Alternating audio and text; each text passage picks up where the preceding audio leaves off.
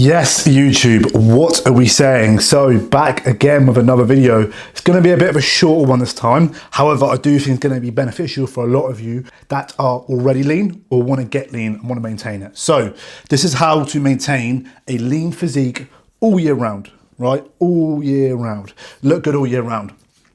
So first of all, you have to get down to a lean physique first. What is a lean physique?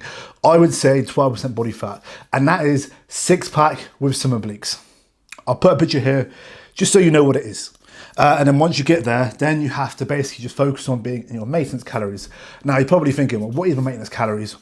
So first of all, get down to 12% body fat first.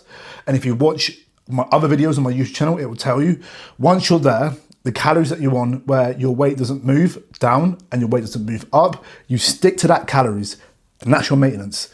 As long as you don't go overboard, as long as you go underboard. The benefit of this as well is if you're somewhat good with your calories, you're not a knob. If you overeat for like a day or two, you can bring it back down. If you undereat for a day or two, it's quite easy for you to bring it back up. Where a lot of you go wrong is you either push the bulk too far or you lose muscle in a deficit. And then to get back to where you was, you've got to do more of a longer journey. But the benefit of maintaining a lean physique all year round is that if you don't overshoot or undershoot the calories, most of the time you're gonna look pretty good. And it's not gonna make such a knock-on effect to get back to where you was.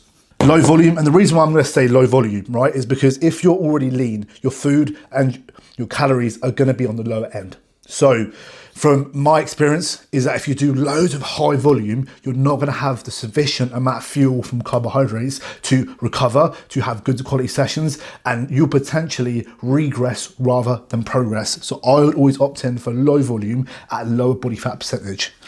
Fasting. So when I mean fasting, I mean intermittent fasting. So what I mean is not eating for the first 6 to 8 hours of your day, then having a small window to eat in, and then kind of repeating that process. Because as long as you don't eat like a pig and overeat in the evening times, you should be fine.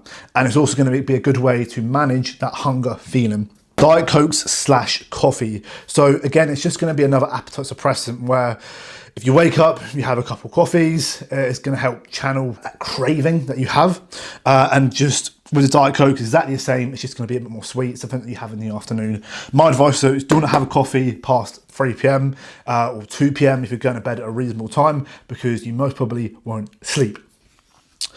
Carbs pre and post. So what I mean by this is fueling up most of your carbs pre and post workout. And this is good if you want to go in a deficit as well, because what you're doing here is you're providing the body the correct nutrients for your sessions and then for your recovery afterwards, as long as both the meals got protein in it. So it's, in my opinion, a game changer for staying low in calories, but still having good quality sessions. Fruit and veg every meal. So the reason why I'm opting for fruit and veg every meal, number one, you're getting the correct micronutrients, which can help your energy levels, your skin, hydration, gut digestion, and also how you feel. But number two as well, it's just going to, again, help with your fullness, right? It's going to help with you staying full for as long as possible without going overboard in your calories. And the last one I put on here is off-plan meals.